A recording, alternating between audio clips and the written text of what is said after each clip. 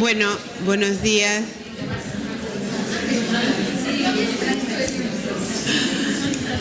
Bueno, vamos a comenzar entonces.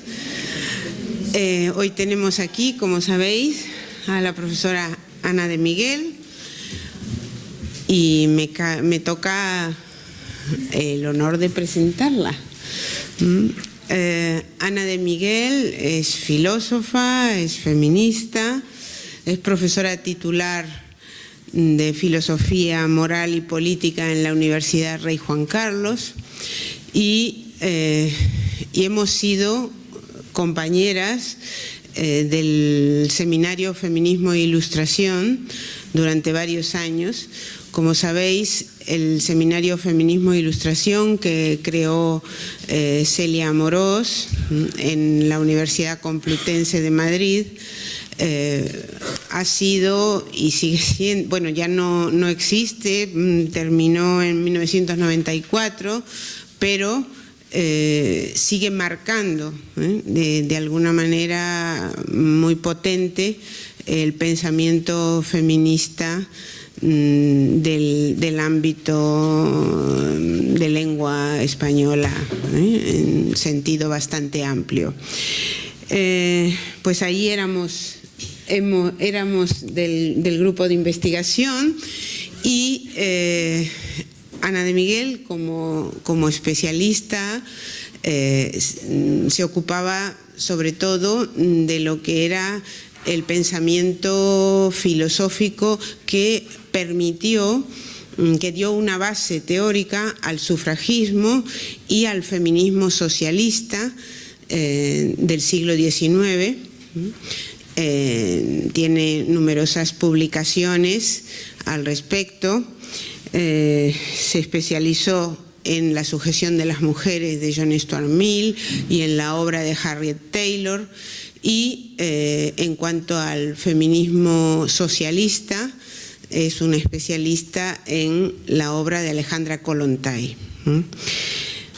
Fue directora del Máster de Estudios Interdisciplinares de Género de la Universidad Rey Juan Carlos y su obra,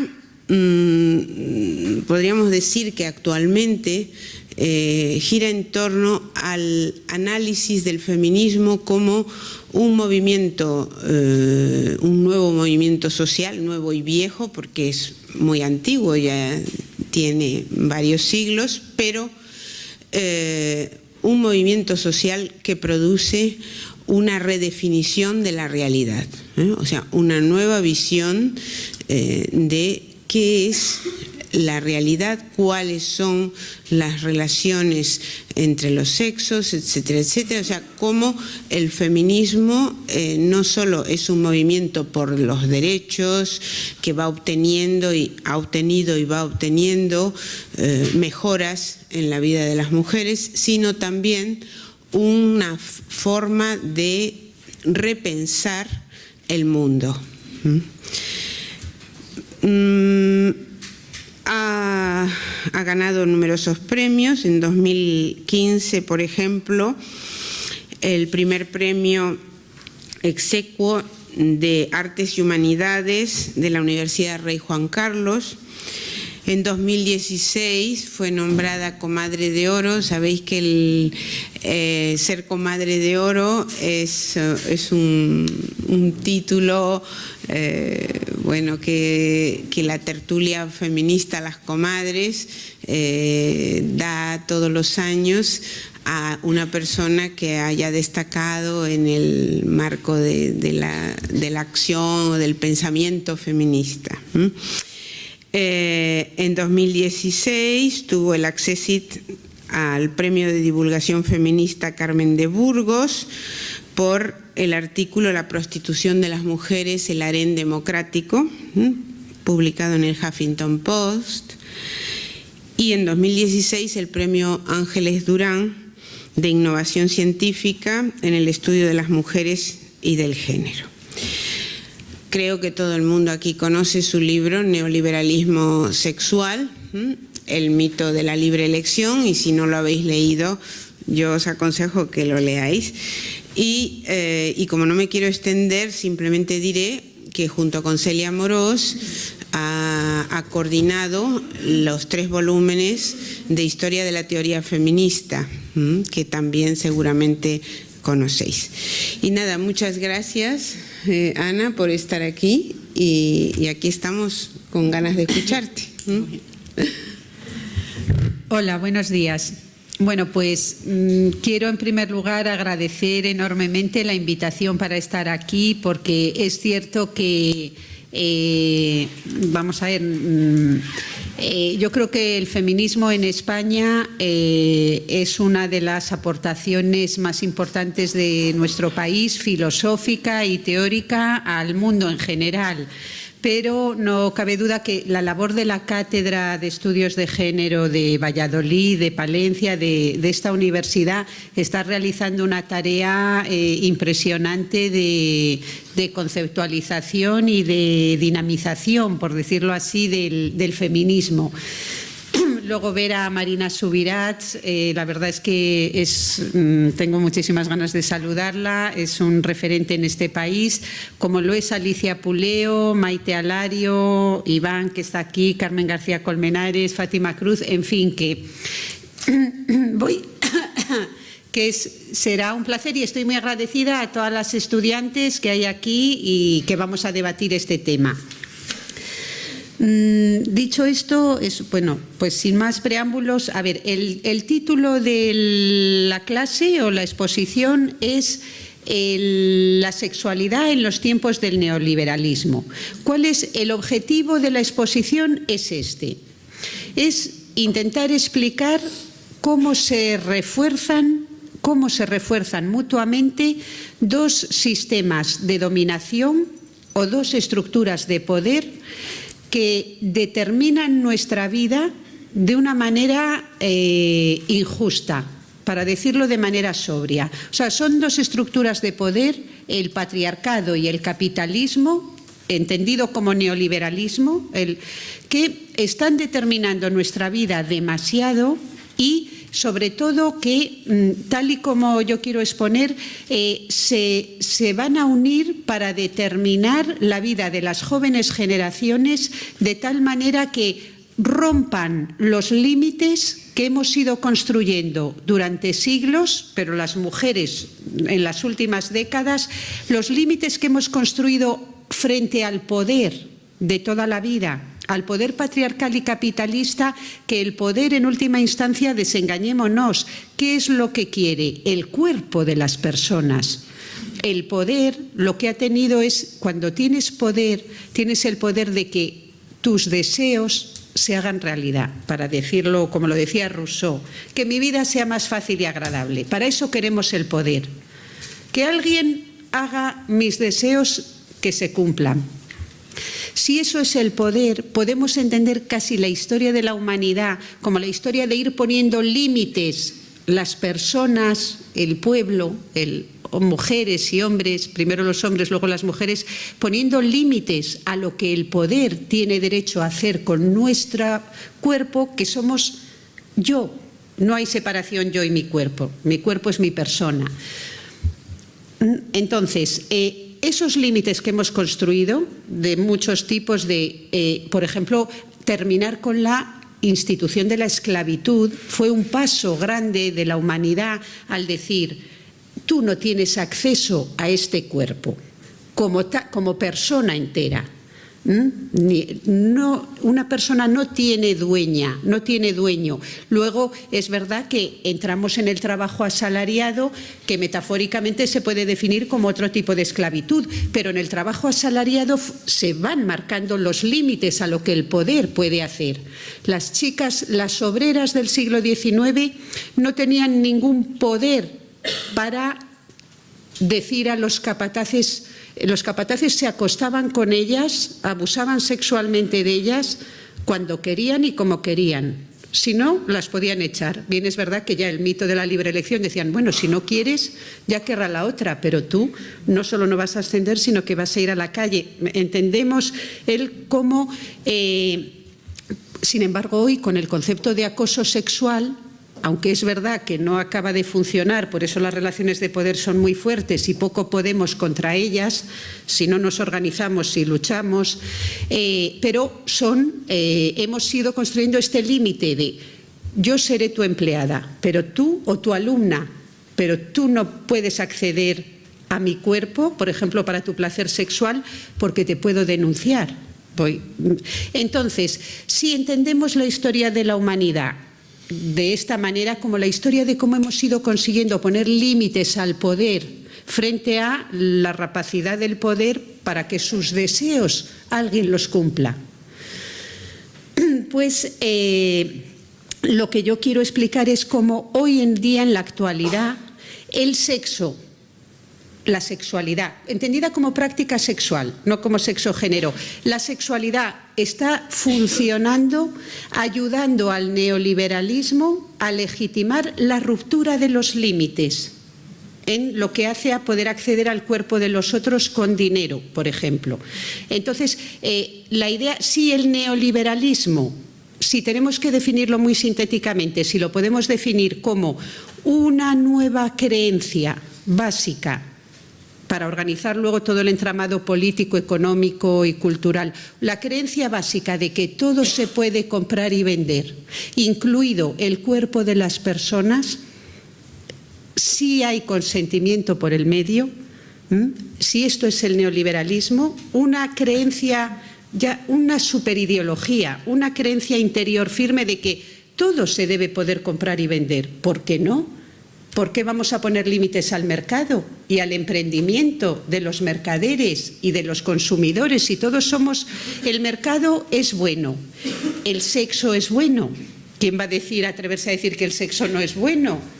Que puede recibir montones de insultos, descalificaciones, de no serás una puritana, una virgen furiosa, no tendrás algún problema interior que tienes que ir a terapia.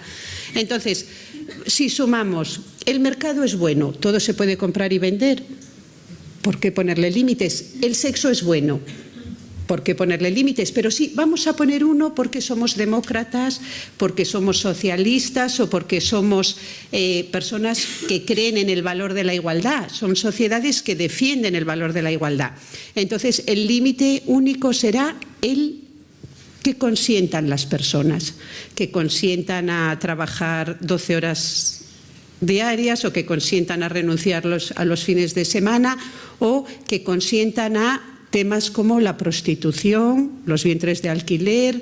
Entonces, voy a intentar hacer esa relación entre cómo en la actualidad la sexualidad, el sexo, se está convirtiendo en una fuente de legitimación de unas relaciones de poder y económicas que no quieren conocer ya ningún límite. Y entonces que la mercantilización de las personas, que hasta ahora tenía límites que venían de valores de la tradición, tanto cristiana como socialista, como comunista, como feminista, esos límites de no se mercantilizan los bebés, la sexualidad, el amor, zonas de la realidad que no entran en el mercado, eso estaría cayendo.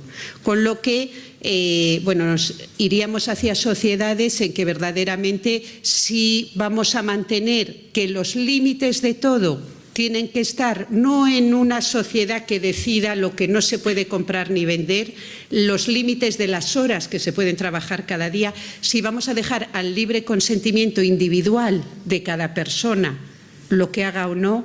Lo que quiero decir es que vamos hacia una sociedad absolutamente desigual y en la que vivir pues será un privilegio, tener un proyecto de vida será un privilegio de muy pocas personas, cada vez de menos, cuando la lucha había sido la lucha de la humanidad para que cada vez más personas pudiéramos tener un proyecto de vida razonable en comunidad. Bueno, pues igual me he alargado ya mucho con la introducción, pero entonces básicamente voy a exponer un artículo que tengo publicado y que está de libre acceso porque es en la revista Investigaciones Feministas de la Universidad Complutense de Madrid. Está en un monográfico sobre cuerpo y sexualidad en el que Alicia Puleo tiene también un artículo sobre Sade, Bataille y los transgresores sexuales, entre comillas, que es estupendo, y yo tengo uno sobre a ver cómo se titula, que ya... bueno, pues hacia una crítica de la revolución sexual patriarcal.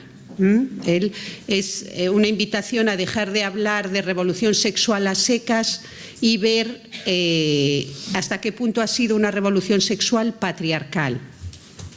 Bueno, entonces, en primer lugar, ¿qué es la sexualidad? Porque si vamos a hablar de sexualidad también tenemos que tener alguna idea en la cabeza de la sexualidad. Yo no voy a dar una definición de carácter, voy a ir a la filosofía. Voy a ir a la filosofía y voy a partir justamente del libro de Alicia Puleo, La dialéctica de la sexualidad, que fue un libro publicado en 1992 y que yo la verdad lo leí y me marcó muchísimo mi forma de pensar y de ver el mundo y de ver el feminismo, pero me marcó mucho porque fue un libro, no digo que antes no fuera así, pero fue el primer libro tal vez en el que yo volví a unir lo que es la filosofía y el feminismo, o el sentido de la vida en general y el sentido de la vida, lo que el feminismo aporta a lo que es el sentido de la vida. Bueno, me explico. En ese libro, y esto es para ver lo que es la sexualidad, en ese libro Alicia Puleo expone que en la filosofía, ¿qué es la filosofía? Muchas cosas, pero la filosofía es la autoconciencia de la humanidad. Cuando pensamos quiénes somos y qué queremos hacer con nuestra vida, cuando pensamos quiénes somos y si queremos luchar por una sociedad mejor, qué tipo de sociedad queremos legar a las nuevas generaciones, y eso es lo que, por ejemplo, nos puede hacer ser feministas o ser socialistas. Es decir, cuando pensamos y nos damos cuenta de que estamos pensando, ¿y cuál es nuestro pensamiento fundamental? Dar sentido a nuestra vida. El ser humano es un dador de sentido. Nuestra misión es dar sentido a nuestra vida. Bueno, pues cuando hacemos eso estamos haciendo filosofía. Eso es la filosofía. El ser humano como consciente de que lo es y de que quiere hacer algo los años que estemos por aquí. Y legar algo a los que han de venir. Pues eso, entonces ahora la pregunta es, ¿ha pensado la filosofía en la sexualidad? ¿Ha tematizado la filosofía? ¿Qué tanto ha pensado? ¿Ha pensado lo que podemos conocer? ¿Qué me cabe esperar? ¿Qué debo hacer? Muchas cosas. ¿Ha pensado, la pregunta del libro es, ¿ha pensado la filosofía el tema de la sexualidad? Y si no lo ha pensado, ¿por qué no lo ha pensado? Y si lo ha pensado, ¿qué ha dicho que nos pueda ser relevante para nuestra vida? Mira, pues... no voy a resumir el libro de Alicia, pero voy a coger alguna pincelada, aunque lo realmente importante son las preguntas que se hace en torno a la sexualidad en la filosofía. Pero, por ejemplo, Grecia y Roma, los griegos y los romanos, ¿qué pensaron tematizaron como filosofía la sexualidad? La verdad es que muy poco. ¿Pero por qué? Porque fijaros, la sexualidad, entendida como una parte natural somos seres naturales, somos mamíferos, mamíferas en concreto, y somos seres que se reproducen, y se reproducen por una cosa que se llama sexualidad. Entonces, griegos y romanos, donde surge la filosofía y el proyecto de vida de Occidente, la ciencia, las artes, eso surge con el ser humano despegándose de su base natural, despegándose para crear algo que, por supuesto, que sigue teniendo un soporte físico y natural, pero es el lenguaje, el pensamiento y buscando un sentido a la vida, creando las religiones, creando normas, el derecho romano. En ese sentido, para griegos y romanos, ellos van a tener la idea clara de que lo que diferencia al ser humano de otras especies es su capacidad simbólica, su capacidad para decir mañana, para pensar y para decir no me gustan las cosas como son, vamos a transformarlas. O yo quiero hacer esto, estoy haciendo esto, pero quiero hacer... En ese sentido, para Platón, para Aristóteles, lo peculiar del ser humano es su cabeza, su capacidad de pensar, de crear, de razonar, de hablar no de lo que es, sino de lo que debe ser. Y entonces la sexualidad, aunque la aceptan totalmente como parte de la vida buena, dicen hay que comer, hay que tener relaciones sexuales, el cuerpo nos da placer y satisfacciones, pero lo propio de un ser humano no es dar placer al cuerpo, lo propio de un ser humano es tener un proyecto de vida. Ser un pitagórico que le gustan las matemáticas, la astronomía, viajar. Entonces, en ese sentido, pues la humanidad está despegando y piensa, nuestra parte más biológica y más natural la tenemos que satisfacer, pero no es lo que me hace ser yo misma, lo que da sentido a mi vida. Entonces buscan el sentido de la vida, la felicidad, como dirá Aristóteles, en otras dimensiones del ser humano. Por tanto, no hay una reflexión muy fuerte. Es conocido, yo qué sé, pues por cómo vivían los varones la homosexualidad en la Grecia clásica, sin mayores problemas con pensar que eran unas conductas desviadas, para nada, etcétera. Bueno, es conocido como las mujeres, no sabemos ni si tenían, si no tenían sobre ellas el manto de silencio, de seres inferiores que tienen prohibido acercarse al pensamiento. Bueno, lo que le hace decir a Platón, doy gracias a los dioses, uno, por no haber nacido mujer. Eso es lo primero, la primera condición de ser una persona afortunada. Bueno, pero... Tacatá, luego del cristianismo sí diría solo dos palabras, para llegar a la revolución sexual de los 60. Dos palabras, el cristianismo va a radicalizar la idea de que somos seres espirituales. Entonces iba a radicalizar la idea, pero ya en parte sostenida por el mundo griego, de que si lo más nuestro es lo espiritual, y entonces...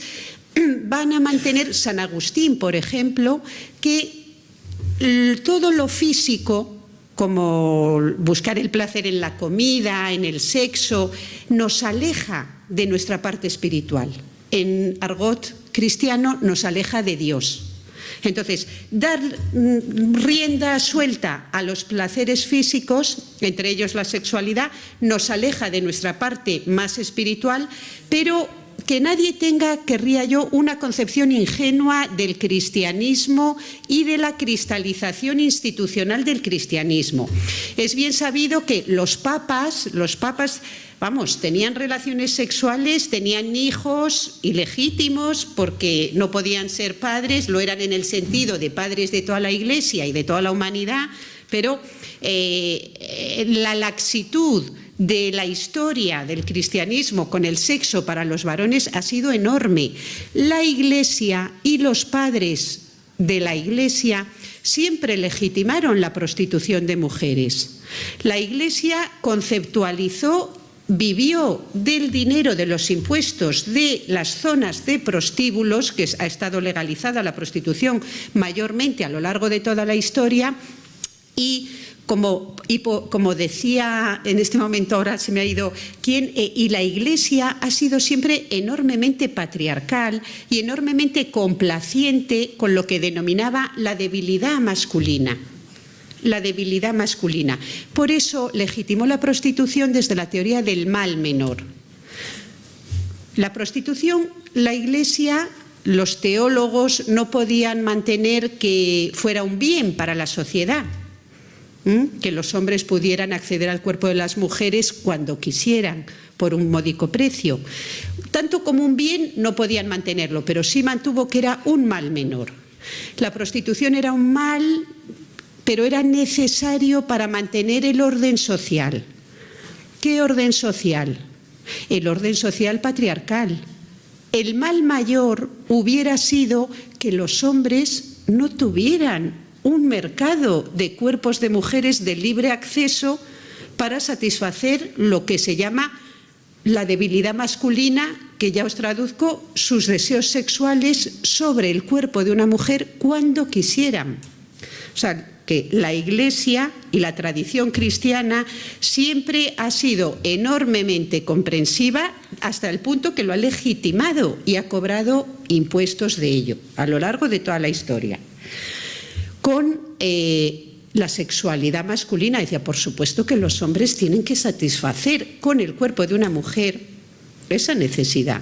Así que la prostitución, hombre, bien del todo no está, porque ya hemos dicho que aleja de Dios y de la parte más espiritual, pero y la verdad es que ya, porque no tenemos tiempo ni para leer ni para estudiar, y es una pena por las redes sociales que nos llevan tanto tiempo, pero si leemos las confesiones de San Agustín, que bueno, tienen una parte plomiza, pero otra, San Agustín, que tanto el que escribió La ciudad de los hombres, La ciudad de Dios, un gran filósofo y un ciudadano romano que hasta que se convirtió, pues vivió la vida de parranda, como todo ciudadano romano, y famosa es su frase de: Dios mío, hazme casto, pero no todavía.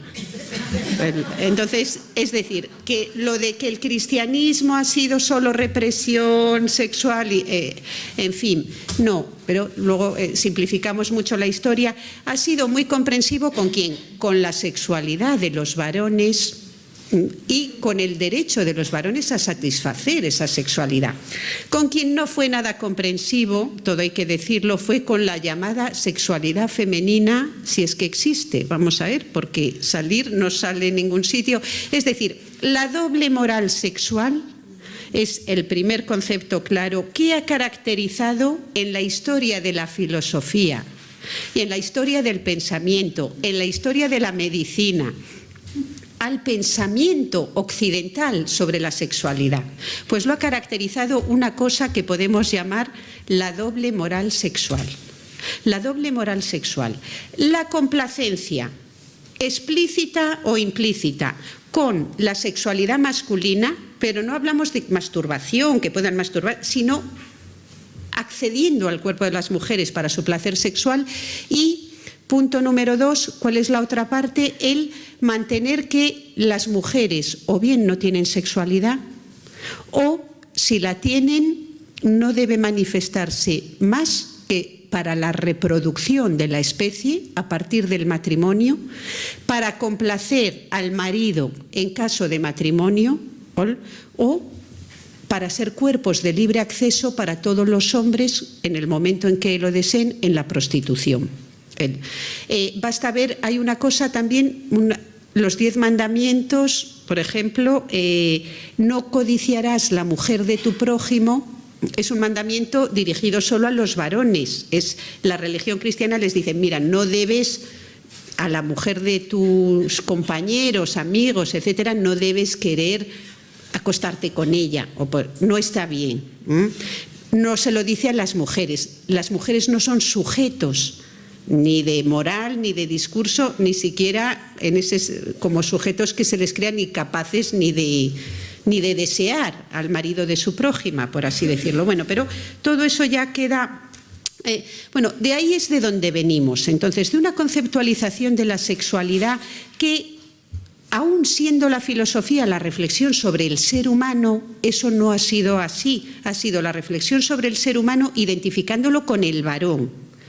Y entonces no podemos hablar de conceptualización de la sexualidad, sino de una sexualidad para los hombres y de otra para las mujeres, que no eran la misma nunca. Lo que ha hecho el discurso filosófico es mantener que lo que era bueno y valioso para los hombres, la promiscuidad sexual, era malo y negativo para las mujeres, que tenían que ser vírgenes. Unas, pero la promiscuidad sexual ha sido un valor para la construcción de lo que era un hombre. Por eso los burdeles eran parte constitutiva de la sociedad patriarcal, es decir, de todas las sociedades, y ha habido la institución de la prostitución en todas las sociedades porque los hombres tenían que cumplir para hacerse hombres y ser hombres de verdad varios mandatos normativos, y uno de ellos era la promiscuidad sexual, el tener relaciones sexuales con varias mujeres y antes del matrimonio. Entonces, la institución de la prostitución velaba por ese cumplimiento. Bueno, ahora, no quiero dejar de mencionar dos autores, pero ahora voy a hacerlo mucho más brevemente, porque ya veo que me estoy alargando. En esta dialéctica de la sexualidad, que es el libro de Alicia Puleo, ella, bueno, pues eso, explica cómo no se piensa, la filosofía no piensa la sexualidad realmente hasta el siglo XIX. En el siglo XIX van a comenzar autores filósofos muy importantes a pensar la sexualidad dentro del sentido de la vida humana. Y ahí voy a detenerme en dos autores que ella trata, y como lo voy a hacer muy brevemente, si acaso, pues os recomiendo su libro, pero para pasar ya a nuestros días más. Son Schopenhauer, un autor que es muy importante y además muy reconocido como, bueno, pues en el mundo, digamos, progresista por Schopenhauer, un autor muy querido, siempre traducido, sus obras vuelven y vuelven, él vuelve a ponerse de moda. Schopenhauer y, digamos, Marcuse o la Escuela de Frankfurt. Entonces, Schopenhauer, esto es solo para que veamos cómo la sexualidad tenemos que pensarla siempre dentro de... Siempre hay una filosofía detrás de lo que llamamos sexualidad. Hay un concepto de lo que es el ser humano, de qué debe hacer un ser humano, cuál es el sentido de su vida. ¿De acuerdo? Cuando pensemos la sexualidad, tratemos de pensarla finalmente o al principio, siempre ligada a qué es un ser humano y cómo debe vivir su vida y cuál es el sentido de su vida. Bueno, pues Schopenhauer era un filósofo pesimista. Bueno, pues, en fin, voy a simplificar, pero del pesimismo antropológico. Para Schopenhauer, él abrazaría esta idea: ¿qué es lo mejor que le puede pasar a un hombre? Porque en realidad está pensando en varones, pero a un ser humano, pues lo mejor no haber nacido. Y una vez que ha nacido, pues morir pronto. Que no es suya la frase, pero es la tradición pesimista occidental, que también ha convivido con el gran optimismo occidental, que tenemos las dos facetas, ¿no? Bueno, pues para Schopenhauer, entonces, como la vida no merece la pena, traer seres al mundo, traer vida al mundo, es decir, hijos e hijas, es reproducir la cadena de dolor y sinsentido. Y traer el que da vida, da muerte, y trae a un pobre ser humano a sufrir mayormente. Es una irracionalidad. Entonces, ¿cuál es el comportamiento racional de un ser humano? ¿Qué debe hacer un hombre? Es decir, un varón, que siempre están identificados. Pues no reproducirse, obviamente. El suicidio universal, no particular, pero el universal es lo que Schopenhauer nos recomendaría. Bueno, Schopenhauer es ese, por ejemplo, autor de la idea de que ¿qué son las mujeres? Esos seres de cabellos largos e ideas cortas. Era muy misógino. Pero entonces Schopenhauer se va a plantear qué es la sexualidad y qué pinta la sexualidad, porque como él está pensando que traer hijos al mundo es irracional y no lo debe hacer el hombre moral y el hombre auténtico, pues dice, ¿y entonces la sexualidad qué pinta dentro de la vida humana? Pues dice, la sexualidad es la astucia de la especie, porque los seres humanos somos meros hojas del viento que el inconsciente de la fuerza de la vida de la especie que quiere reproducirse, que es un mecanismo ciego de qué quiere la naturaleza, pues reproducirse, reproducir las especies, reproducir los ecosistemas. ¿Con qué sentido? Con ninguno, pero pues por la mera reproducción. Como ya dijo Aristóteles, el ser tiende al ser. Lo que es quiere seguir siendo. Luego, dice, la humanidad quiere seguir siendo, porque es una especie, y la sexualidad es el mecanismo del que se dota, y la astucia de la especie es que sitúa a chicas muy jóvenes, de 13 hasta los 19 o así, ¿no, Alicia? Porque Schopenhauer dice esto, dice, claro, las chicas a partir de los 18 años ya no generan tanta atracción en los hombres para reproducirse, así, dice, o sea, entre los 13 y los 18, más o menos, la especie lo que hace es situar a las chicas como objetos muy deseables para los hombres mayores, pero también para los hombres mayores que entonces caen en algún momento de su vida, aunque les vaya guiando su razón, en un momento la irracionalidad de la vida hace que caigan atrapados por los encantos que exhiben estas jovencitas, que en realidad ellas lo hacen porque son la astucia de la especie. No es que ellas tengan una decisión de quiero casarme con este hombre y reproducirme, simplemente son manojos de deseos que maneja la naturaleza, y los hombres se casan, se reproducen, luego se arrepienten a los 2 o 3 años y les vuelve la razón, dicen ¿qué he hecho? Tengo en casa a una mujer insoportable. Todo es filosofía de Schopenhauer. No me estoy inventando nada, ¿eh? Es el gran filósofo, porque ya a veces dudo, digo, ¿creerán que es una interpretación? Para nada, él es mucho más duro. Pero entonces vemos que tiene una filosofía de la sexualidad completa. Entonces la sexualidad de alguna manera encarna el mal, porque es lo que hace que los hombres se acaben reproduciendo, las mujeres siempre quieren, y se reproduzca la cadena de dolor que es la vida humana. Vale, para que veamos cómo detrás de un concepto de la sexualidad hay una filosofía entera, un concepto de qué debemos hacer, quiénes somos, pero este concepto va a cambiar radicalmente en la filosofía posterior. También, bueno, lo que explica Alicia es por qué Schopenhauer trata el tema de la sexualidad. ¿Es de repente, le da por ahí? No, es porque en el siglo XIX ha entrado en crisis la razón. Es algo que parece paradójico, pero es muy interesante estudiarlo, como el mismo siglo que se desarrollan las ciencias sociales y sobre todo las empíricas, que el hombre no es que llegue a la luna, pero hace los trenes, que la vida comienza a mejorar materialmente para muchas personas, que las ciencias empíricas, la medicina, pero la sociología, se produce un fenómeno paralelo que el sociólogo Max Weber etiquetaría como el desencantamiento del mundo. Las ciencias nos traen mucho conocimiento, muchas comodidades, también una enorme desigualdad social inicialmente, pero el mundo pierde ese encantamiento, pierde el sentido de la vida. La religión, la esperanza de que Dios existiera, era de tener otra vida distinta, porque la vida humana es bien dura, vamos a ver.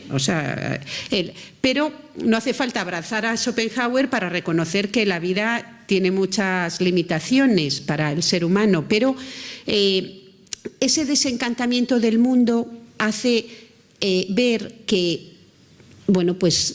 cuando Nietzsche dice Dios ha muerto, está diciendo hay que buscar otro sentido a la vida, porque Dios ya no es capaz de dar sentido a la vida de las personas occidentales. Por mucho que tengan su fe, necesitan otro sentido para su vida que el pensar, es que la vida futura, no. Entonces ahí llegan llegan nuevas teorías que van a intentar dar sentido a la vida de un ser humano que ya no cree en Dios. El socialismo y el comunismo serán 2 grandes dadores de sentido a la vida humana. Millones de personas encontrarán en hacer un mundo mejor para todos un sentido a su vida. ¿Sabéis quién va a venir también a dar sentido a la vida de las personas en muchos autores? Pues la sexualidad. De la sexualidad, entonces, autores como Marcuse o Wilhelm Reich, ya nos estamos acercando al siglo, ya estamos en el siglo XX, autores que van a comenzar a mantener que todos los problemas del ser humano proceden de lo contrario que, como empezamos con Aristóteles y tal, de reprimir su parte más natural, más sana, más mejor, más auténtica, la que nos hace nosotros mismos. Fijaros que se ha dado un giro de la vuelta a la tortilla. Los griegos comenzaron diciendo lo que hace al ser humano, da sentido a su vida, es lo intelectual, lo afectivo, lo simbólico, las ciencias, y ahora nos encontramos con que, el mundo ha dado varias vueltas y lo que va a dar sentido a la vida es reconciliarse con el todo, con el absoluto, con el ser humano, pero a través de la sexualidad. Van a hacerse teorías tanto Marcuse como Wilhelm Reich, en que van a mantener y van a hacer un paralelismo entre la explotación capitalista y la represión sexual. Van a mantener que el sistema capitalista está convirtiendo al ser humano, no todavía en una mercancía, que a eso vamos ahora, pero le han convertido en un autómata, en un ser que, bueno, tal vez viva desde el punto de vista material mejor que hacía unos siglos, pero un ser que se convierte en un brazo en una cadena de producción. El ser humano no ha nacido para estar 8 horas diarias cerrando latas de sardinas o estar removiendo unos textiles en la industria química. El ser humano no ha nacido para estar en el sistema fabril. Todos los análisis del marxismo clásico irán a decir que el ser humano, aunque por un lado se realiza trabajando paradójica, pero no en una cadena de producción, compartimentando un trozo de su cuerpo, el ser humano está perdiendo el sentido de la vida. En las sociedades capitalistas e industriales nos convierten en parte de un engranaje. Y encima la razón instrumental lo ve como un progreso de la humanidad.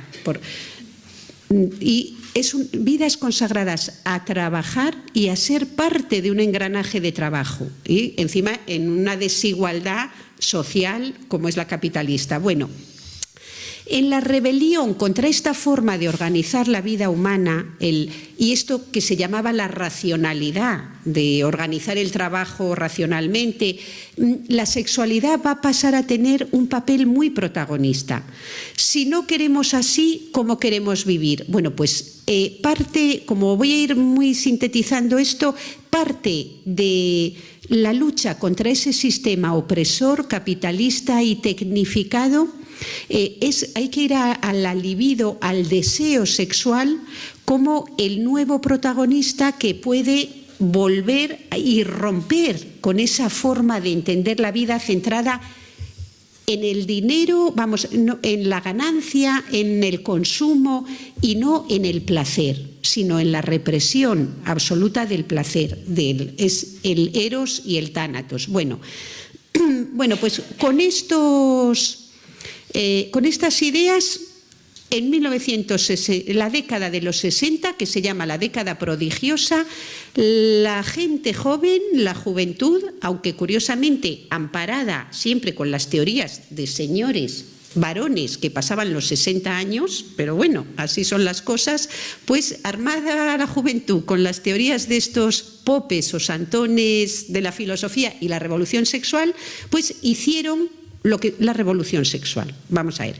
En los años 60, entonces, la sexualidad se convierte no solo en una fuerza transgresora o rompedora del capitalismo, del trabajo de 9 a 5, de una vida centrada en tener un coche mejor, una casa mejor, casarme, unos hijos estudiosos, que ellos encuentren la reproducción de la cadena, no de dolor, sino de consumo y de vamos hacia adelante, pero como comodidad. La sexualidad se convierte en eso, pero se convierte también, y en muchos autores lo podéis ver incluso ahora, en el sentido de la vida en un sentido más fuerte, no solo porque rompa la sociedad, la hipocresía burguesa, sino porque se convierte en una forma de olvidarnos de nuestra limitación como conciencias humanas y conseguir, no me digáis cómo, conectarnos con lo absoluto. Esto está en así de autores literarios, de cine. Entonces, a través de, digamos, de un buen coito, luego logras la comunicación con el absoluto y el sentido de tu vida. Bien, es verdad que de forma breve, pero bueno, pues entonces, entonces, llegamos ahora, la revolución sexual de los años 60. Lo que quiero deciros es que no se produce por casualidad. Aquí tengo ordenadamente rasgos de la revolución sexual de los 60, pero desde el punto de vista feminista. O sea, la revolución sexual la teorizan hombres ligados a Freud, a las teorías freudianas y al marxismo. Las juntan en el freudomarxismo y hacen estas teorías de la revolución sexual. Bueno, que, como muy bien lee Alicia Puleo, en realidad son patriarcales totalmente, pero no tengo tiempo. Así que vamos a ver, los rasgos de la revolución sexual protagonizada por las mujeres en los años 60, porque en los años 60 el movimiento feminista tuvo un resurgir teórico y práctico muy fuerte. Los grupos de autoconciencia, las grandes manifestaciones, la creación de teorías. Primero, ¿qué nos ha aportado la revolución sexual feminista en los años 60? Uno, bueno, pues la crítica a la doble moral sexual. Aunque esa crítica, como ya la había hecho el movimiento sufragista en el 19 y las feministas comunistas en el 19 y en el 20, pues por supuesto que ellas la siguen haciendo, pero ya no es lo más propio de su revolución sexual. Eso ya estaba hecho por el feminismo. En segundo lugar, lo que sí van a hacer con mucha fuerza, y es a veces casi lo único que se recuerda, es las feministas van a desvincular sexualidad de reproducción. Claro, si veis, por ejemplo, Schopenhauer, es que no le entra en la cabeza la desvinculación. Bueno, sí, porque, a ver, el aborto y los anticonceptivos vienen de toda la historia de la humanidad, pero el feminismo es quien más se va a esforzar, por la cuenta que nos trae, porque aquí las que se quedan embarazadas somos nosotras, van a teorizar la desvinculación entre sexualidad y reproducción, diciendo sexualidad no es reproducción.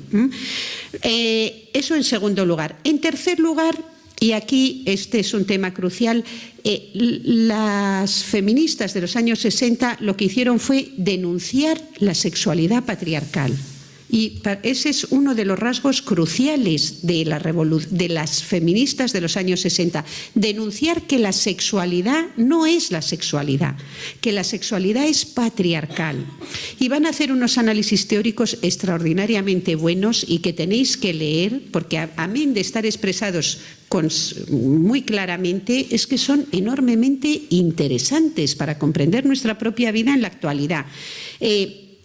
Básicamente denunciaron que las mujeres no tenían placer con las relaciones sexuales heterosexuales al uso, que no tenían placer sexual, que lo que se veía en las películas era mentira, que las mujeres no tenían orgasmos a través de las relaciones de penetración tal y como se relataba en los libros y en el cine y en la pornografía, porque bueno, un momento.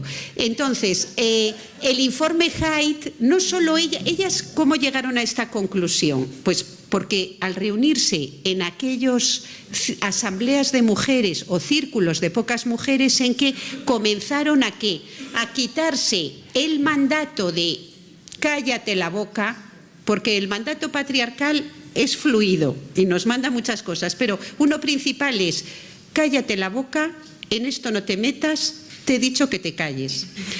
Esto no lo vamos a mover. Se ha visto en el manifiesto de las 100 francesas, ¿qué dice el manifiesto? Muchas cosas, pero básicamente, si hay que coger una sola conclusión, ¿qué viene a decir el manifiesto? Dejadlo todo como está. Es increíble. Básicamente a estas mujeres que han dicho, a mí me ha pasado esto, a mí lo otro, a mí que no. Lo que vienen estas francesas es a decir, que os calléis, que lo dejéis todo como estaba antes. No podemos, eso es, todo como estaba antes, que está maravillosamente. No, este es el patriarcado en estado puro. Callaros la boca. No. Pero ahí las mujeres empezaron a hablar entre ellas y a decir, y es como se fue desvelando temas tremendamente dolorosos para las mujeres y que no podían ni verbalizarlos, como el tema de la violencia dentro de los hogares. Es que decir, mi marido es que a veces me pega, es que tuvo que ser algo que solo se puede hacer en común, pero en grupos pequeños, pero apoyadas por una gran colectividad y una gran fuerza social que se desencadena de vez en cuando, pero que se viene preparando siempre de atrás. Pues entonces el informe Haidt, de Sarah Haidt, una sexóloga que le dio respaldo empírico. Las mujeres no se enteraban de nada, a veces con eso que a otros les daba el sentido de la vida, y entroncaban con universo y ellas ni siquiera se habían enterado de nada, o lo que habían hecho era cobrar por el sentido del universo.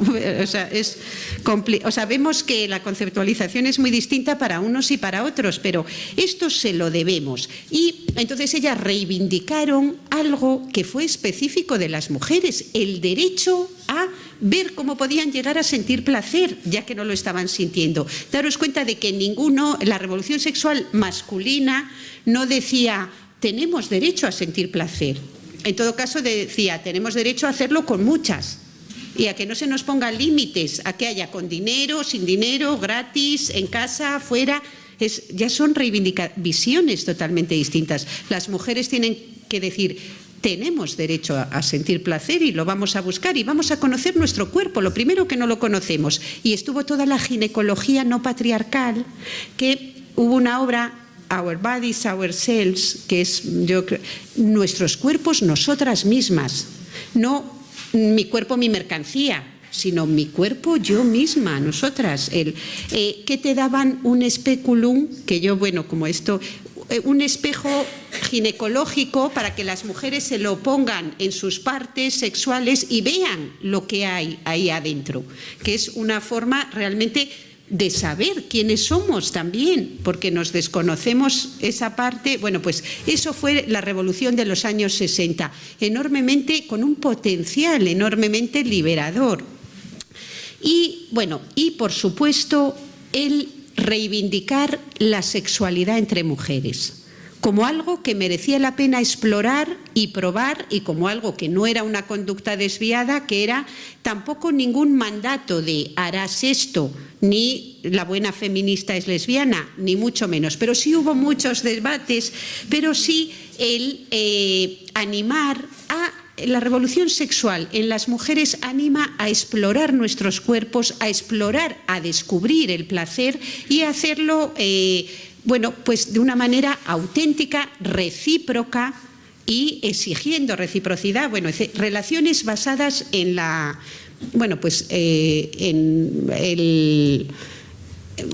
la afectividad, la solidaridad, etcétera.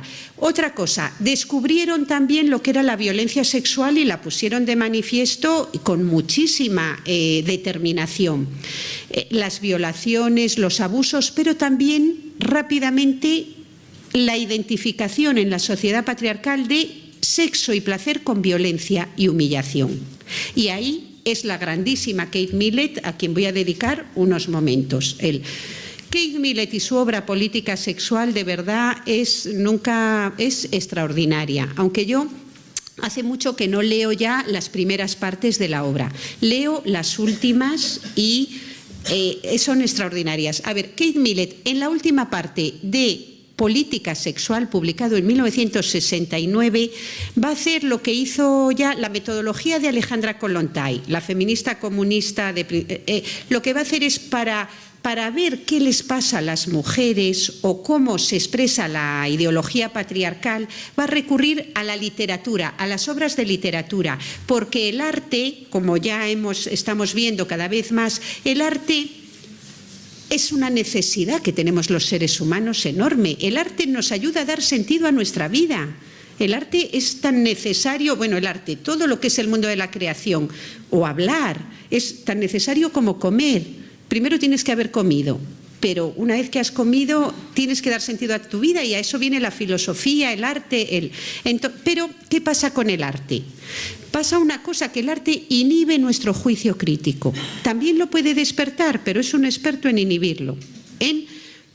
En frases que nunca aceptarías que te dijera una filósofa o un profesor o profesora en clase a los jóvenes, como las chicas estáis para dar placer a los chicos y punto.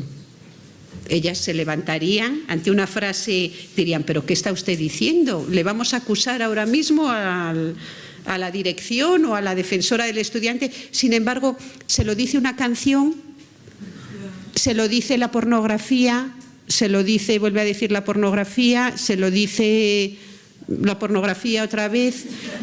Las chicas estáis para que los chicos tengan cuerpos de libre acceso, para que sientan placer. Bueno, los chicos y los de 80 años y los de 70 y los de 60. Las chicas sois cuerpos que tenéis que estar bien buenorros y bien desnudos en la pornografía. Estáis... o en canciones o en películas, porque el arte inhibe nuestro juicio crítico y es que no nos damos ni cuenta de que nos están diciendo en última instancia eso. Entonces, Kate Millett ¿qué va a analizar? Fijaros, es que la gran aportación realmente de las feministas de los años 60 va a ser hacer una crítica, pero una crítica tan inteligente y tan devastadora, porque lo lees y es que te da hasta palo, a lo que se llamaba la revolución sexual. Es decir, yo haciendo este artículo, en realidad lo que aprendí, yo lo que quería era hacer la crítica de la revolución sexual patriarcal, en la actualidad.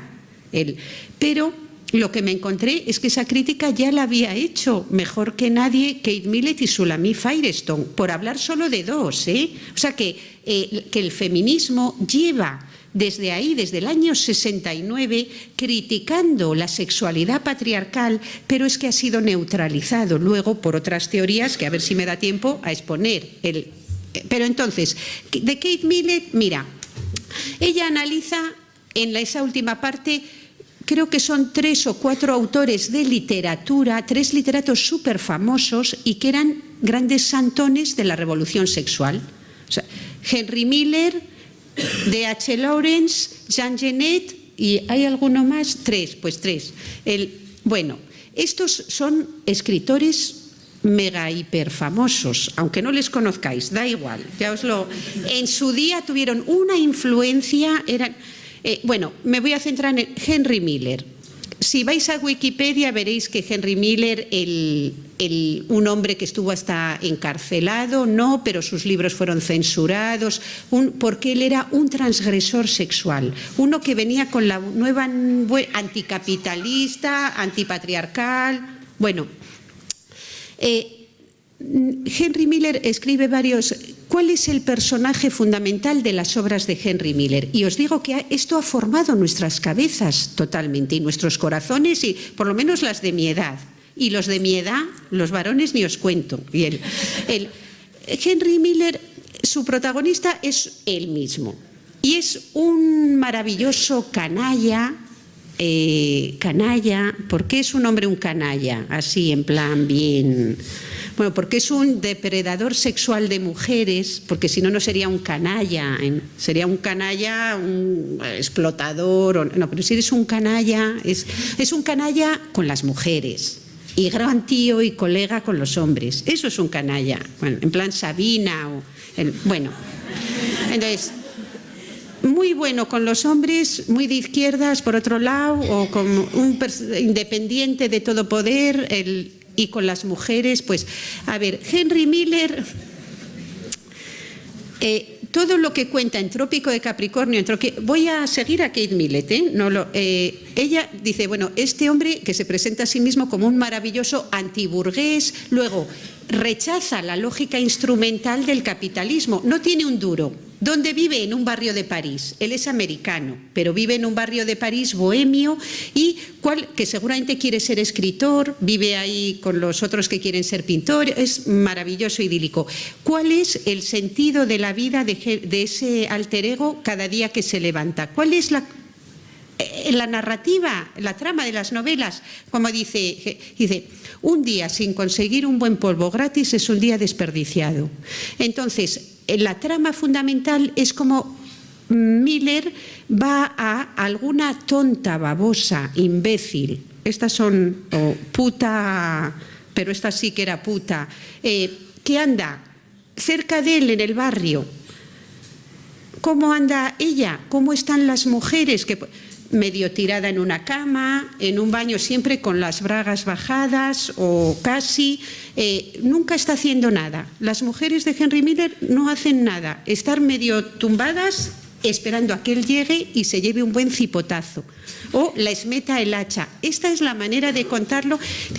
Entonces él sale de casa y dice, lo primero, conseguir un polvo de alguna... pedazo de carne de estas. La palabra puta es la más repetida de las novelas. Ahora, luego, ¿cómo describe Miller cuando él está con el hacha dándole un buen cipotazo a esa cerda? Describe cómo las mujeres cuando disfrutan, lo describe de una manera que le da un asco, se les cae la baba, ponen ojos de cardero degollados, parecen los ojos en blanco. Bueno, interpretación de Kate Millett, y tal vez ahí un poco doblada por mí, es en estos tiempos de la revolución sexual, de los hombres que tienen que apoyar la igualdad a partir de los años 60, ¿cómo marcar que los hombres son seres superiores a las mujeres? ¿Qué es lo que el patriarcado tiene que enseñar siempre a los chicos jóvenes y a las chicas? A ellos, que las chicas están para que sus vidas sean más fáciles y agradables, como decía Rousseau. ¿Para qué están las mujeres en el mundo?, se pregunta Rousseau, para que nuestras vidas sean más fáciles y agradables. ¿Cómo seguir manteniendo esto que es el núcleo duro del patriarcado en los tiempos de la igualdad y de la revolución sexual con Miller? Pues ya no va el varón de Miller ya no va a ser el varón sustentador, el varón padre de familia que trae el salario a casa, porque ya vemos que trabajar no trabaja, que es un vago y que está todo el día en París a ver cómo se busca la vida. Eso sí, ya será un genio escritor algún día, pero no es el varón sustentador, y la mujer ya no es la mujer madre, porque la conceptualización de las mujeres como madres y esposas fue la que legitimó el patriarcado, pero en los tiempos de la no igualdad formal, y se interpretaba la capacidad de las mujeres de ser madres como un hándicap. Entonces las mujeres son inferiores porque se quedan embarazadas, tienen hijos, entonces necesitan un varón proveedor, pero todo eso desaparece, y entonces la mujer madre va a ser sustituida como ser inferior y que está para que el hombre tenga placer, va a ser sustituida por la mujer objeto sexual, la mujer trozo de carne, la mujer que está ahí tumbada y medio desnuda esperando que llegue el hombre, pues ¿a qué? Fijaros, hay aquí una diferencia de conceptualización que realmente la he visto hoy en el tren, leyendo a Schopenhauer una vez más. Para la filosofía clásica, la sexualidad masculina tenían un problema con ella porque les hacía ver a los varones, y se ve mucho en Schopenhauer, pero sobre todo en Harman, otro que sale en la obra de Alicia, porque dicen, es que sienten que cuando tienen un deseo sexual y lo quieren satisfacer, como que el cuerpo los domina. Es como si su mente dejara de dominar en ese momento, y es como algo físico lo que les domina. Cuando daros cuenta que a nosotras nos negaron el derecho al voto toda la vida porque decían que las mujeres nos dominaban las pasiones. Con lo que, si algo les domina, podrían decir, pues el voto para nosotros tampoco, porque somos inimputables en esos momentos en que las pasiones físicas nos dominan. Pero bueno, el asunto siempre lo veían, la sexualidad hace que el yo soberano del varón perdiera el control. Pero Miller va a rescatar el varón follador de Miller, que va a ser el nuevo varón con su nueva hegemonía sobre las mujeres. Ese varón, en la novela de Miller, él nunca pierde el control. Él se levanta y quiere un polvo o 2 o 3 gratis de esta especie inferior y tontuna que son las mujeres, porque luego además habla con ellas por mucho desprecio, o bien por ellas haber sentido placer, o bien porque se han dejado. La tonta esta me la he follado y no se ha dado ni cuenta, no ha tenido tiempo ni para reaccionar. Pero él nunca pierde el control. Su sexualidad es su arma, su hacha, como dice, con el que va dándole lo suyo. Luego, para las intelectuales, dice, las que van de intelectuales son las más putas de todas, y a las que cuando les das con el hacha más gimen como las zorras que son. Bueno, ahora yo os digo, esto es Trópico de Capricornio, esto es una novela. Ahora, explicadme a mí cómo yo a los 19 años leo estas novelas y me encantan. Es que esto es lo de que el arte inhibe nuestro juicio crítico. No, me encantan, pero no a mí. Yo soy la representante de una generación. Todas, no sé, Subirats, si leíste a Miller. Leí a Miller y no me gustó nada. Pues fíjate, una mente preclara. ¿Cómo es posible? Pero bueno, yo creo que... Pues a mí no me sentía yo implicada. Debía ser como cuando veía películas de vaqueros del oeste, que también me gustaban, y la mujer se quedaba diciendo así adiós, pero yo me debía ir con los que iban a luchar contra los indios, o sea, pero bueno, espero no haberme identificado con el protagonista de... Pero, en fin, bueno, que tengo que terminar. Vamos a ver. Entonces voy a resumir esto en el momento actual. Mirad. Vamos a ver, Kate Millett y todo el feminismo posterior a ella creyó comprender esto, que la conceptualización de las mujeres como inferiores ya no podía ser ni por el hecho de ser madres, porque ser madres ya no daba para interpretarlo como una muestra de inferioridad y un hándicap que hacía que las mujeres no pudieran votar, no pudieran ir a la universidad. Como eso hubo que abrirlo, la igualdad formal, ellas lo que entienden es que la nueva forma de reafirmarse el patriarcado es convertir a las mujeres en cuerpos y trozos de cuerpos a través de la pornografía y la prostitución. La pornografía y la prostitución serán las nuevas escuelas en que los chicos aprendan la doble verdad. La doble verdad que necesita una sociedad como la nuestra, igualitaria, pero también patriarcal. Lo que tienen que aprender es que una chica es su igual y que ellos pueden ser feministas y que una chica es la que se sienta con ellos en el pupitre, o su madre o su hermana, y que es una igual. Y que por supuesto que apoyan la igualdad, pero la otra parte de la verdad, tienen que aprender que las chicas están en el mundo, por decirlo brutamente, para que ellos se corran, cito a Rousseau para decirlo más finamente, para que nuestra vida sea fácil y agradable, para que nos cuiden cuando somos pequeños, nos den placer en la edad mediana y nos vuelvan a cuidar cuando seamos mayores. ¿Dónde aprender hoy ellos eso?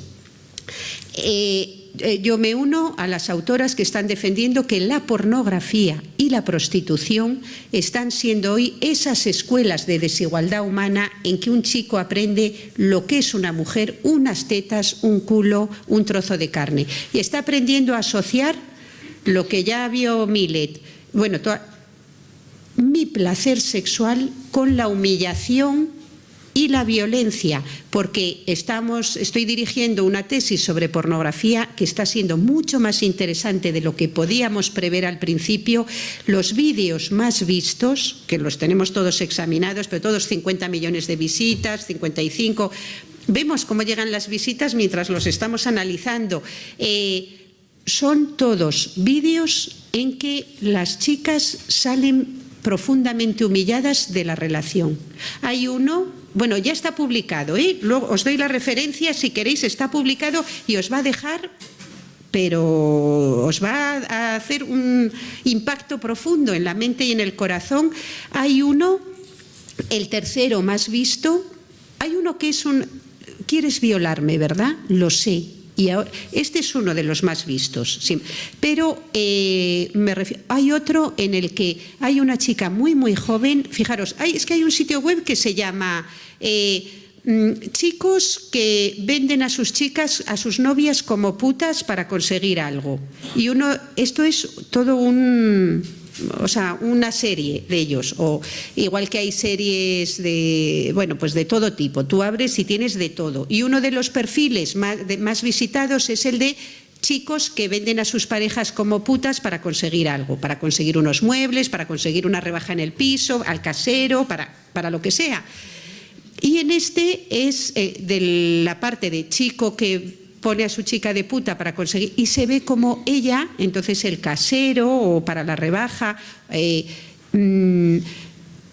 ella no deja de llorar y de ver que está sufriendo y pasándolo fatal en una relación sexual en que ella está así en la mesa y el otro la está follando por detrás, pero todo el rato sale la cara de ella. Bueno, un poco se ve que hay una penetración y si veis la cara, y todo el vídeo es la cara, es que llega un momento que dices, mira, Dios, yo no tengo por qué ver esto, pero es de un dolor, es muy, muy joven. Otra cara. Luego, vais también a quedaros muy perplejas con todos los vídeos que son de hermanastra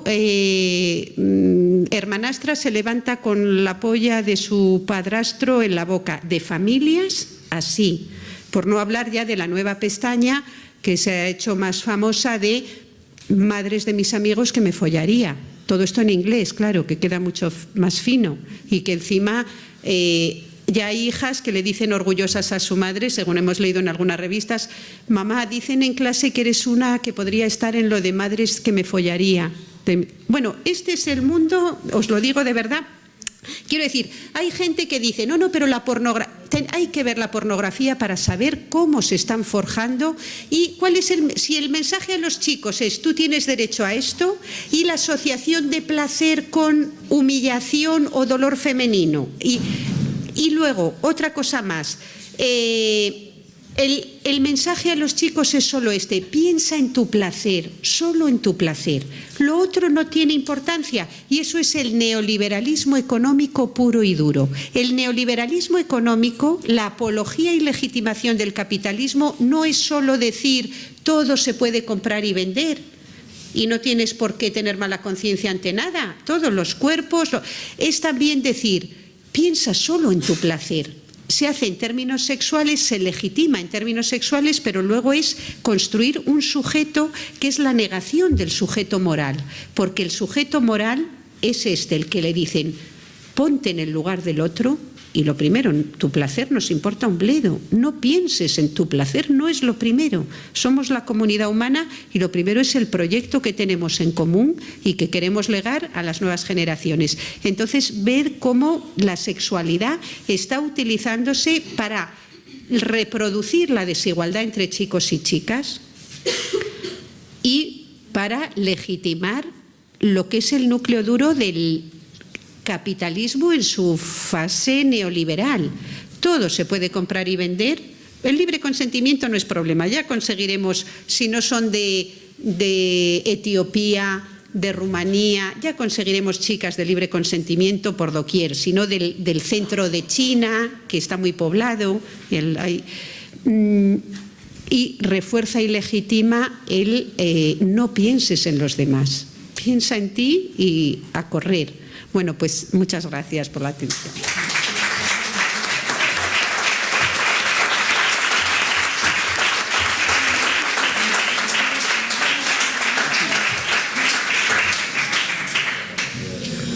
Bueno, muchas gracias, Ana. Creo que tenemos casi media hora para el debate. Y pienso que pues esta intervención habrá suscitado muchísimas ideas, comentarios, preguntas, observaciones. Por lo tanto, ya abrimos el turno del debate.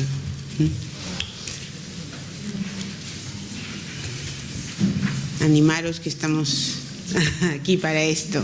Sí. Lo único es que hay que utilizar el micro.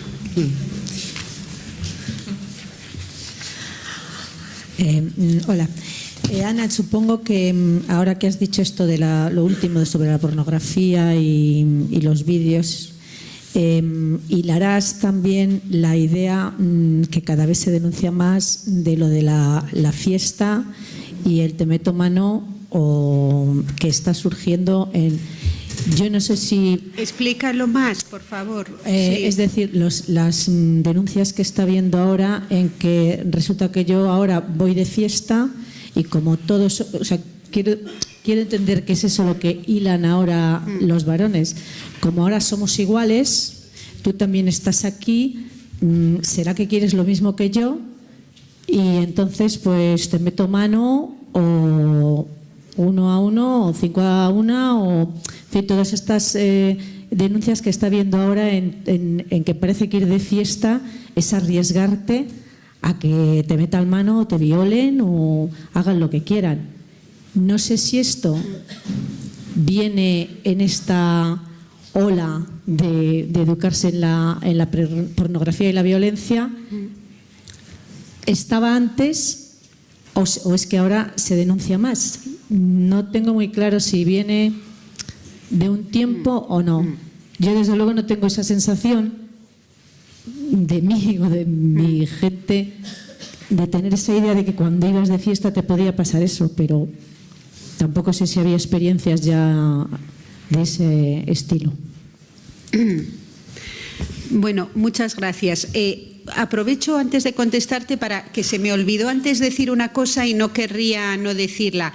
Mirad, frente a intervenciones como la que he hecho yo aquí o cuando se habla de la pornografía y se empieza a querer investigar las consecuencias que puede tener en la construcción de lo que es un chico y lo que es una chica y cómo deben relacionarse entre sí, qué es lo guay a la hora de relacionarse entre sí, pues hay gente que dice, pero es que estáis confundiendo la ficción con la realidad y no tienen nada que ver, eso es ficción y no tiene ninguna influencia en la realidad. Yo quiero decir una cosa, que he observado empíricamente desde hace muchos años, cuando yo, también voy a hablar de mi generación, pues no sabíamos lo que era depilación brasileña o no sabíamos lo que es una frase que he oído reiteradamente a crías jóvenes, con las que tengo contacto porque tengo una hija de 18 años y también soy profesora, pero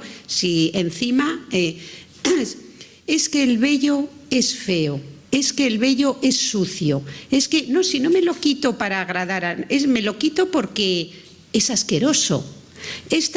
¿De dónde han sacado las chicas jóvenes que el vello que tenemos en nuestras partes, o sea, que estamos mal hechas otra vez, que volvemos, que somos sucias, que nuestro cuerpo es sucio?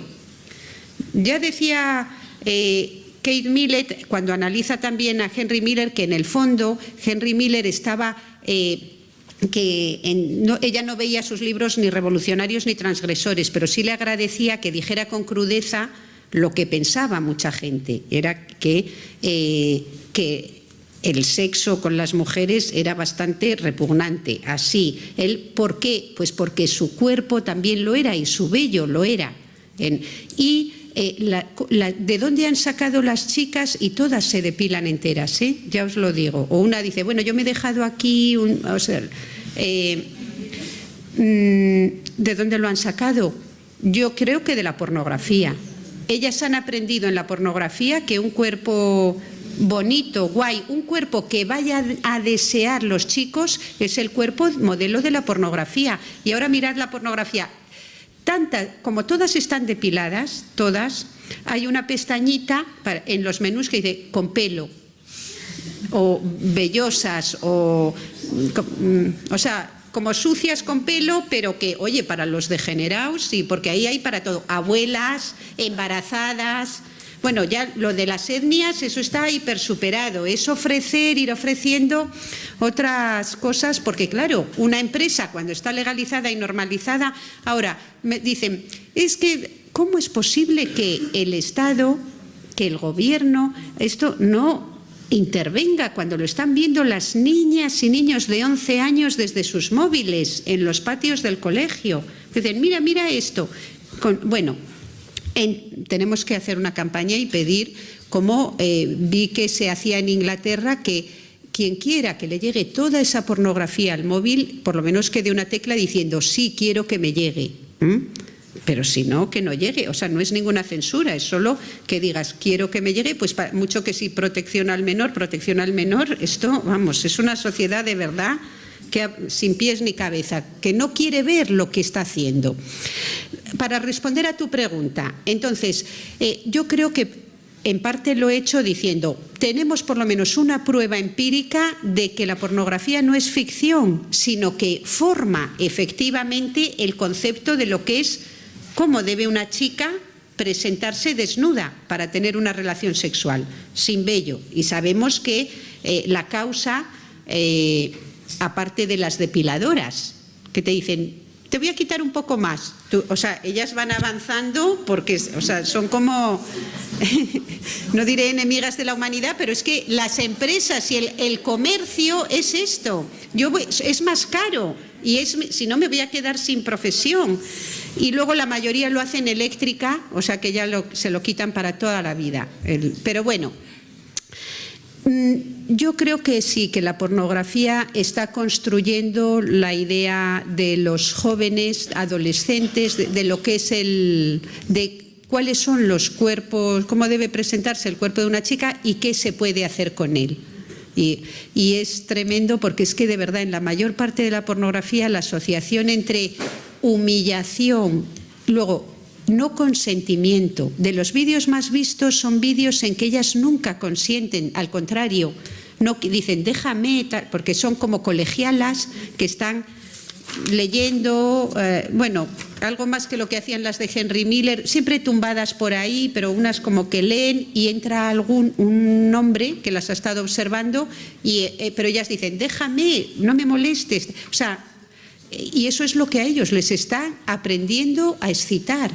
Es el no consentimiento de ellas, por los vídeos que hemos analizado como los más vistos, es lo que más genera las visitas, lo que es enormemente también revelador de qué es lo que está excitando. Pero luego, las prácticas que me dices, desde luego lo de el nuevo argot, lo de vamos de fiesta. Hoy, en nuestros tiempos no se decía, si yo llego a decir a los 20 y tantos años, vamos de fiesta esta noche, me hubieran dicho, ¿a la fiesta de qué? ¿De tu pueblo? O sea, no es... Pero quiero decir que todo cambia y ahora los chicos y las chicas, sea Manchester, dicen, vamos de fiesta. Bueno, pues vamos de fiesta es salir por la noche. Cuando van de fiesta, pues yo creo que hoy en día las chicas, a ver, hay que tener en cuenta una cosa, lo que nos ha recordado la filosofía, la sexualidad existe, la sexualidad patriarcal también, pero la sexualidad en el caso de las mujeres, de los hombres también, pero de manera distinta, está relacionado con la reproducción de la especie. Entonces las chicas se pueden quedar embarazadas. Solo ese motivo ya es un factor que tienen que tener en cuenta al tener las relaciones sexuales, vamos a decir hegemónicas, aunque que son con penetración. Las enfermedades de transmisión sexual, la sociedad nuestra ya ha asumido que todas las chicas van a tener enfermedades de transmisión sexual hasta el punto que las vacuna obligatoriamente del papiloma, que solo se transmite para que no tengan cáncer de cuello de útero de mayores, porque se transmite por vía de relaciones sexuales, vamos a decir, promiscuas. Alguien las tiene que haber tenido promiscuas. Puede no ser ella, pero puede haber sido él. Entonces, yo creo que sí que está influyendo, pero creo que las chicas están teóricamente desarmadas para decir no a relaciones sexuales que a veces pueden incluso llevarles al riesgo de quedarse embarazadas sin quererlo y de una persona que les es relativamente indiferente, pero a la que no han tenido arma teórica para decir no, porque es lo que tú has dicho, la chica más guay es la que se comporta como ellos, es decir, la que tiene relaciones sexuales promiscuas, y ya no todas son putas, algunas sí, pero eso se utiliza para marcar, unas son guays, las que caen mejor y las que, por lo que sea, siempre hay mujeres que se salvan de otras calificaciones y que son admitidas en el grupo de pares, y esas son guays, pero otras siempre serán putas. Claro. Tenéis que ver la pornografía para ver, y a las chicas jóvenes pues lo que tenemos es que, no voy a decir estudiarlas, pero investigar qué es lo que está pasando realmente y tener más allá de los datos que podemos tener por tener hijas, porque nos lo cuentan nuestras alumnas. Yo a mis alumnas y a mis alumnos chicos es que les pregunto todo y ellos son una fuente maravillosa porque lo cuentan una vez que empiezan a contar sin ningún pudor, porque ellos saben que son los que están arriba. Ellos no se llevan ninguna humillación nunca de la relación sexual. Se la pueden llevar de una relación afectiva, pero de haber tenido sexo nunca. Y, perdón, que hay ahí otra ya. A ver, tenemos 3 palabras pedidas, yo diría 4. Yo diría que reuniéramos las, porque tenemos poco tiempo, y que las contestaras. Sí, alargando. Vale, entonces os ruego brevedad en la exposición de las preguntas. La primera era aquí, ¿no? Sí. Buenos días. Pues nada, Ana, me encantó muchísimo la presentación que hice, al igual que la de Marina. Solo comentar una cosa, que en noviembre, durante la jornada de violencia de género, estuve en una sesión en un consejo. Acércate un poco más. En un ayuntamiento. Sí. Es que no sé. ¿no? Es que se me mezcla gallego, español, porque estoy en medio de las dos lenguas y siempre confundo los conceptos. Estuve en un consejo donde siempre hay una representación de personajes y de personas intelectuales, y fue muy curioso que este año, hablando de la pornografía, estuviera la chica esta madrileña, Amarna Miller, durante una hora exponiendo pues su vida, su trayectoria, lo fantástico que es ser actriz porno, que ella vende mucho esa parte de que la sexualidad dentro de la pornografía en las mujeres, ¿no?, como ella, no tiene ningún sentido de humillación ni de ningún tipo de eso. Entonces, para mí fue bastante impactante identificar, ¿no?, a esta chica como, digamos, la representación positiva de la pornografía. Y también porque defendía también ese feminismo de la pornografía, que no sé si dentro del mismo feminismo puede caber este concepto, feminismo de la pornografía, porque evidentemente, como tú estás contando, dentro de lo que es una escena pornográfica nunca está la posición positiva o de placer propiamente de la mujer. Siempre es esa parte de sumisión, de humillación y de sufrimiento a poder ser también. Entonces, no sé qué piensas tú sobre este personaje, que además está influyendo muchísimo, está en los medios de comunicación en todos los ámbitos, y que además en esta misma presentación en la que estuve yo había gente también, adolescentes, 18 o 20 años, disfrutando mucho y riendo, porque en realidad la chica va como la eterna adolescente exponiendo ese mundo tan maravilloso que ella está viviendo. No sé hasta qué punto esto, con lo que tú estás hablando, es positivo. Vale. Sí, Iván, sí.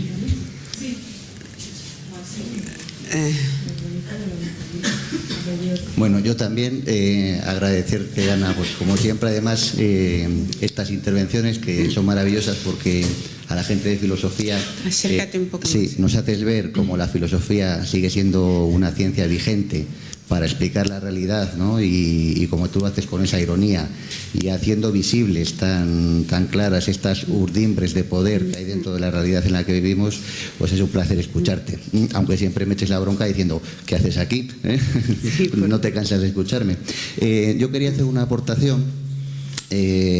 Antes empezaba Marina diciendo que hay un gran problema con la educación de los hombres, y hablaba de la educación en el modelo del guerrero, y de la educación, podríamos decir, en el modelo del hombre proveedor, que, digamos, serían dos de las 3 funciones de la masculinidad que hoy en día están en crisis y que impiden a los hombres, de algún modo, confirmarse como sujetos de poder. Vincular esto con tu exposición, donde efectivamente la sexualidad y la conceptualización neoliberal de la sexualidad lo que permite es que los hombres tengamos el privilegio de confirmar nuestra masculinidad, ¿no? De confirmarnos como sujetos de poder, como tú bien has dicho, en este caso como folladores, ¿no? Y además me gustaba unirlo con la intervención de la compañera, porque lo que hay en este tipo de violaciones en grupo, lo que hay es una sexualidad entre hombres realmente. Lo que hay ahí es una confirmación de la masculinidad, ¿no? Lo que están haciendo es: mira, compañero, cómo lo hago yo, mira lo que hacemos, mira cómo la dominamos entre todos. Y creo que he sido breve, ¿no? Intento seguir siempre las indicaciones de mi directora de tesis. La pregunta yo creo que hay una justaposición de este mensaje de la pornificación sexual con el mensaje del amor romántico. De manera que la doble moral sexual a día de hoy está redefiniendo también el amor romántico, y en el amor romántico hay este doble mensaje de para las mujeres lo más importante sigue siendo tener un hombre, tener afecto, tener amor, y para los hombres sí, pero se las consigue follándolas, se las consigue dándoles caña, ¿no? Y esto se ve muy claro en películas como 3 metros sobre el cielo, donde hay cambios muy claros en el modelo de masculinidad respecto de la masculinidad que representaba un Richard Gere en Pretty Woman, ¿no? Que era un hombre sin empatía, pero no era un hombre que maltrataba, ¿no? Y ahora en 3 metros sobre el cielo tenemos un hombre antisocial, sin empatía, y que además maltrata y violenta a las mujeres. Vale, hay una... Sí, atrás. Sí.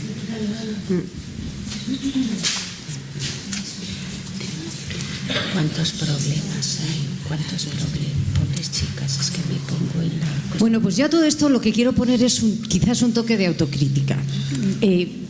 Tú has comentado... Yo quiero poner autocrítica. Tú has comentado, eres madre de una hija de 18 años. Yo también soy madre de 2 hijas, una de 18 y otra de 19 años, y vemos lo que está pasando. Pasa a unas hijas cuyas madres nos hemos criado en un discurso de la igualdad, en un discurso del feminismo, en un discurso en el que hemos inculcado a nuestras hijas que tienen que ser iguales, que tienen que conseguir metas que los hombres no han logrado, que nos ven a nosotras también como referentes. Pero el entorno de esas hijas, y yo no entro a particularizar en las mías, ni en la tuya, ni en la de nadie, sí, pero son las hijas de una generación de mujeres criadas que han tenido más conocimiento que nunca de lo que es el feminismo. ¿No crees que nos hemos perdido quizás en la teoría y hemos abandonado la práctica? Con ello te voy también a la extraordinaria conferencia que ha dado Subirats sobre la coeducación, que es algo más, ¿no?, que los niños y las niñas estudien juntas, sino que tiene que ser algo transversal. ¿Hasta qué punto tanta teoría feminista ha servido de poco ante una generación que el reggaetón, por ejemplo, es su baile preferido? Gracias.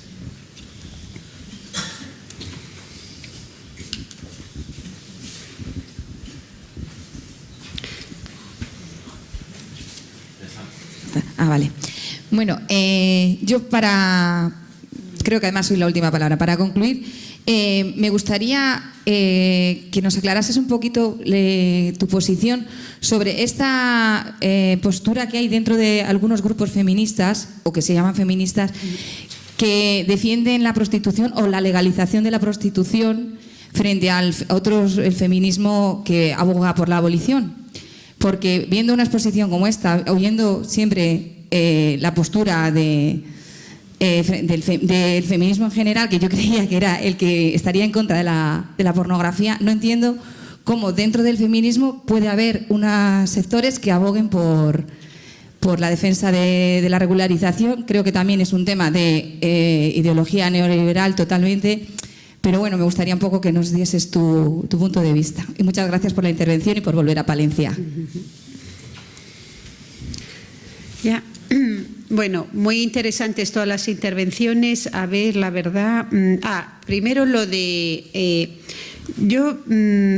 tu pregunta sobre una actriz porno que mantiene el discurso de que, como para ella le gusta mucho ser actriz porno, intenta convencer al resto de las chicas de que ser actriz porno es maravilloso, o no sé si es el tema de que puede haber una pornografía feminista. Respecto a lo primero, pues yo creo que contar la vida como eje de una conferencia no tiene nada que ver con el tema de lo personal es político, que es hacer una lectura estructural de problemas que sufren las mujeres. O sea, entonces que a alguien se le invite a contar la vida, pues es como si invitan a Belén Esteban. que sabéis quién es Belén Esteban, es una mujer que también se la invita por su vida, o cualquiera. Es una sociedad que busca espectáculo. El espectáculo hoy, ¿sabéis en buena medida dónde está? En contar o lo bien que te va o lo bien que te va, o lo bien o lo mal que te va. Es dar morbo y espectáculo, pero contarlo siempre con una dosis de ¿qué? De contar tu vida sexual. Entonces, si yo quisiera mañana salir en Interview, bueno, que ya no existe, mira. Pero no sé qué sucede con la sexualidad, para quien quiera investigarlo, que es insaciable en nuestra sociedad, insaciable para ver cuerpos de mujeres desnudos, desnudar a mujeres que no se habían desnudado antes, ver más culos, ver más tetas, ver más modelos que dejen ver más cuerpos. Es insaciable. Yo realmente no lo comprendo. Voy a seguir investigándolo. ¿Dónde está esa insaciabilidad? Pero no es solo de eso, es de ver o Gran Hermano, cómo la gente va teniendo, cómo se hacen putadas, o cómo forma parte del espectáculo de nuestra sociedad actual. Entonces, esta mujer ofrece ese espectáculo, cuento mi vida, cuento sexo, me desnudo, pues tiene los mismos ingredientes, los que hoy forman parte del show business en una parte. Eso, ahora, luego, defender que hay una pornografía feminista o siquiera plantearse el debate me parece que es una forma de confundir a las chicas jóvenes, porque el patriarcado se alimenta de la confusión, confundirlas y hacer ver que el feminismo es una jaula de grillos en que unas dicen una cosa, otras dicen lo contrario. ¿Qué vamos a hacer con las mujeres si hay dos y cada una tiene una opinión? En fin, vamos a lo serio, a gobernar el planeta. Pero quiero recomendarte un artículo que he publicado a medias con Laura Favaro, que es una especialista auténtica en pornografía. Mirad su artículo, Porn Travel, imitando el nombre de la obra de Judith Butler, Problemas con el género. Ella dice Problemas con el porno. Es genial. Habla de una Inglaterra donde ella ha vivido, en que la pornografía está 1000 veces más presente en la vida cotidiana. El artículo nuestro se titula Pornografía comunista, pornografía antirracista, pornografía antiglobalización.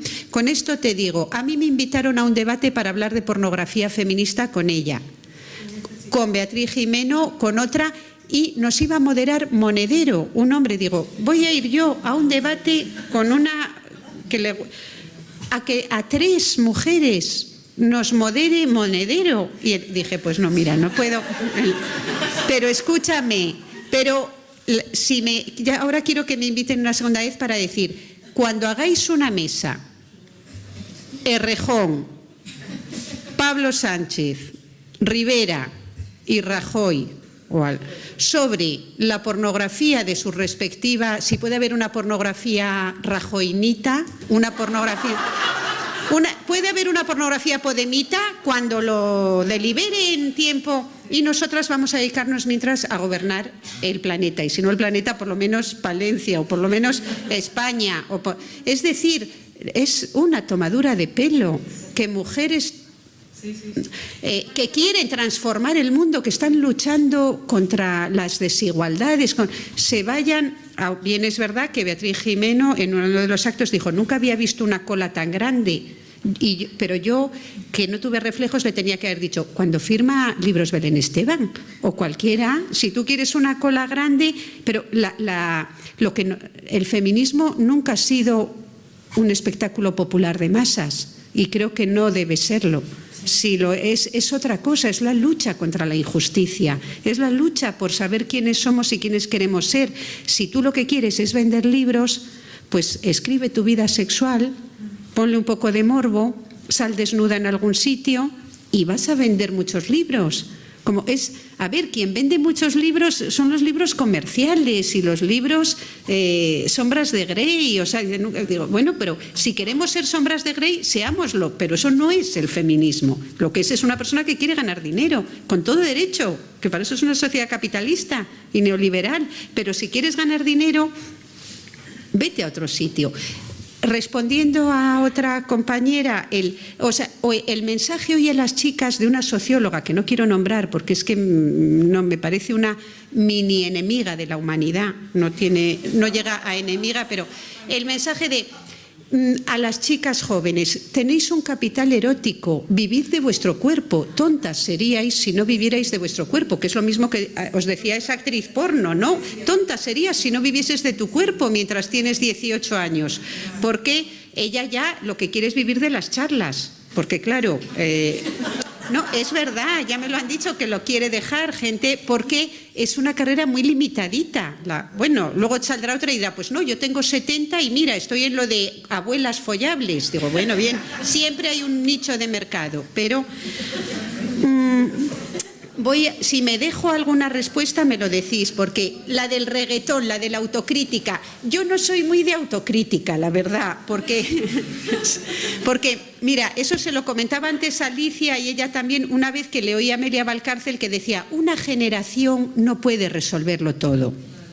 Entonces nosotras hemos resuelto una parte de un sistema de dominación que viene de la historia de la humanidad, que es universal, que es muy duro y muy severo. Hemos resuelto el que, mira, ya las que nos precedieron resolvieron el que pudiéramos ir a la universidad, estudiar nuestra vida sexual, en parte, porque el patriarcado es... pero nosotras hemos resuelto el tema de la visibilidad. Cuando yo tenía 19 años también, el intento de golpe de Estado, no había una sola mujer en el Parlamento de España. Y no lo veíamos ni nos dábamos cuenta. Y ahora, si no hay mujeres, decimos, aunque está volviendo, estamos desapareciendo otra vez de los debates y de... Bueno, vamos a ver. Pero ahora, tienes razón, pero mira, yo cuando doy la asignatura de violencia de género a los de criminología y a las de criminología, pues... ellas dicen, cuando les pongo las letras del reggaetón, dame, fóllame, soy idiota, solo me gusta, no sé, todo esto, pues ellas bailan mucho reggaetón. Cuando ven allí las letras dicen, madre mía, lo que estaba bailando, pero si no me había dado cuenta. No escuchan las letras, es la verdad.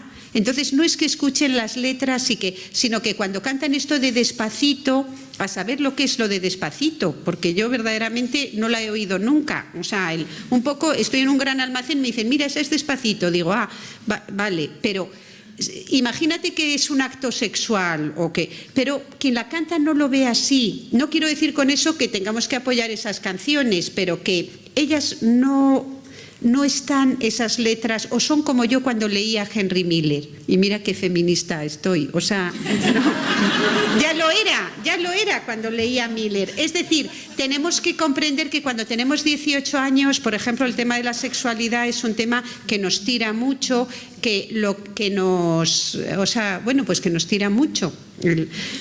Y hay entonces no sé, pero nosotras hemos hecho muchas cosas, caramba. Ellas, es verdad, hemos solucionado unos problemas y surgen siempre otros y no les podemos resolver, como dice Alicia Puleo, por otro lado.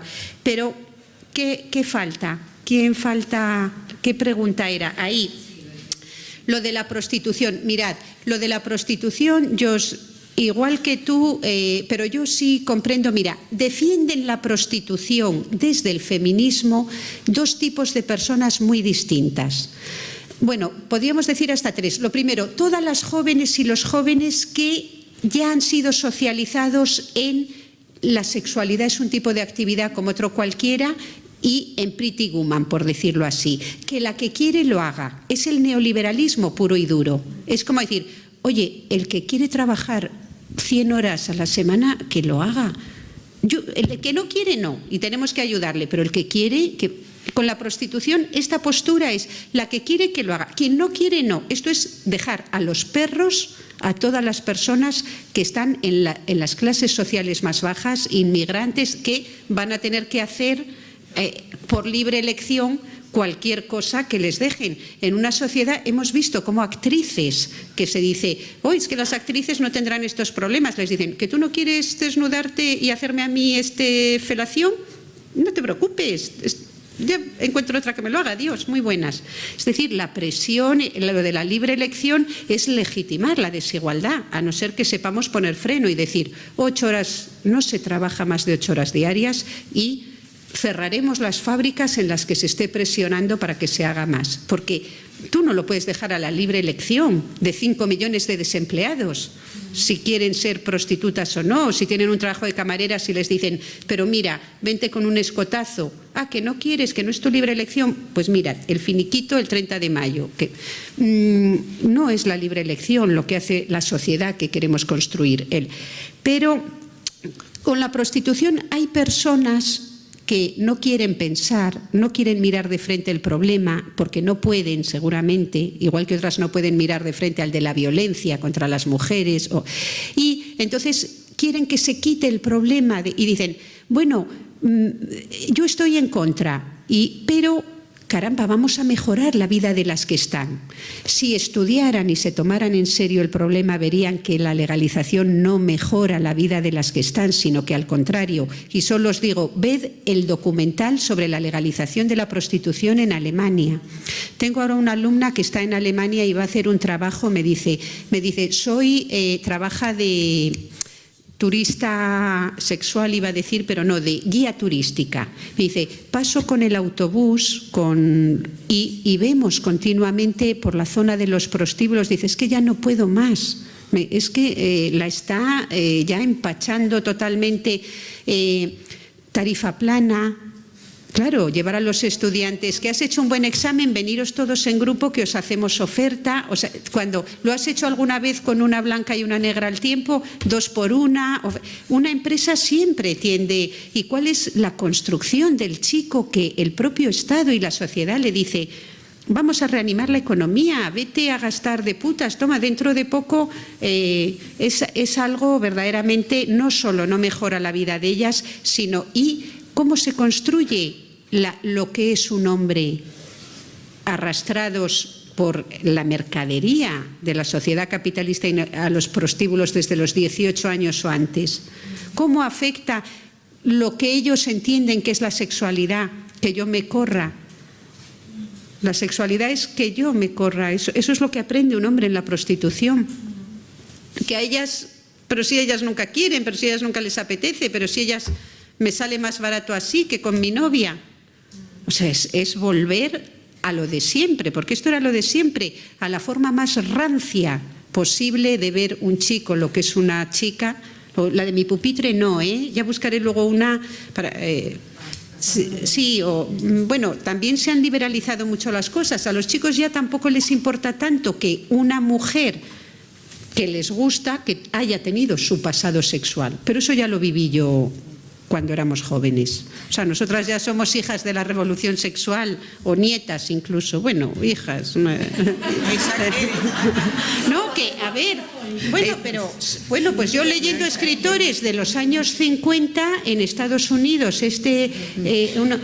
veo que la vida sexual patriarcal era muy fuerte. Los hombres encontraban acceso a las millones de secretarias administrativas, las novelas de Yates, el de Revolutionary Road, nunca ha habido tanta... Igual en España, no lo sé, puede... Yo ya tengo hasta mis dudas. Cuando se habla de la sociedad victoriana, que era muy reprimida sexualmente, la prostitución estaba legalizada desde los 13 años en Inglaterra y los hombres estaban todo el día en los burdeles, eran tiradas, venían de la India, de Italia. ¿Eso es represión sexual? Y leyendo a Irene Nemirovsky, que murió en un campo de concentración en 1943, y ella relata toda la Francia anterior de entreguerras, pues lo que ella cuenta es cómo todos los hombres judíos, porque ella es judía y saca estaban con niñas teniendo relaciones sexuales. Yo la verdad, leyendo literatura ahora con más cuidado, porque las novelas son una fuente, veo que el ser humano, no sé, yo ya no me fío de nada. Es la hermenéutica de la sospecha, por decirlo más filosóficamente.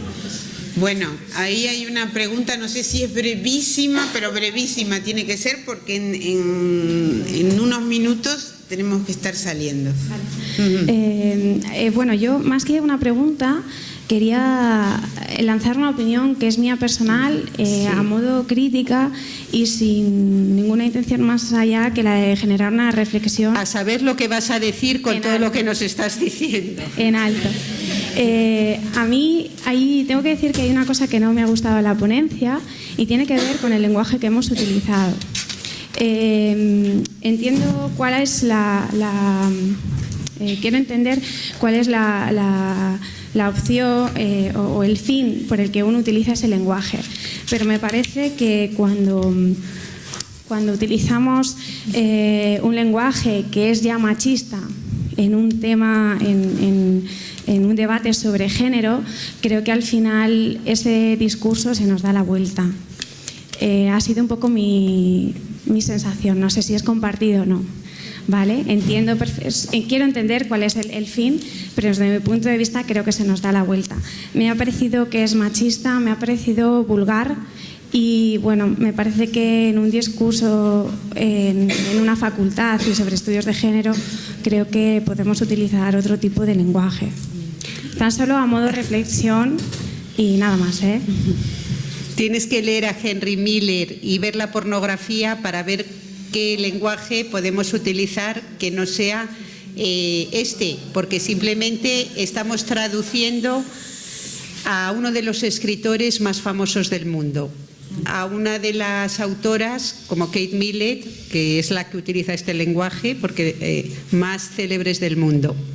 Y la pornografía, pues enciende Internet, es lo que está llegando a todos los hogares del mundo, a la gente con la que tú te relacionas seguramente también. Entonces hay que abrir los ojos y ver la realidad de frente. Me refiero a que no necesito utilizar determinados conceptos para hacerme un análisis claro de la realidad en la que me encuentro. Que creo que efectivamente, y comparto contigo a la perfección, que esa realidad nos llega, queramos o no queramos, a través de los medios de comunicación, de la pornografía que nos salta en los ordenadores, aunque no busquemos. Que la comparto, pero bueno. Gracias. Bueno, antes de que os vayáis, ¿tenéis acceso todavía al primer módulo, a la asignatura de teoría? Entonces, si queréis, os cuelgo los dos enlaces para que picando lleguéis a esos artículos que habías citado. Vale. Y luego,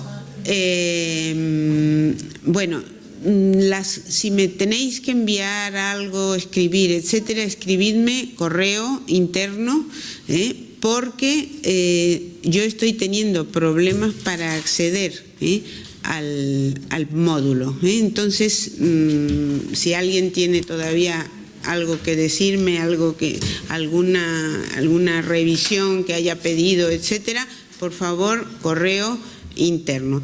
Bueno, pues muchas gracias, Ana, y nada, pues a seguir pensando.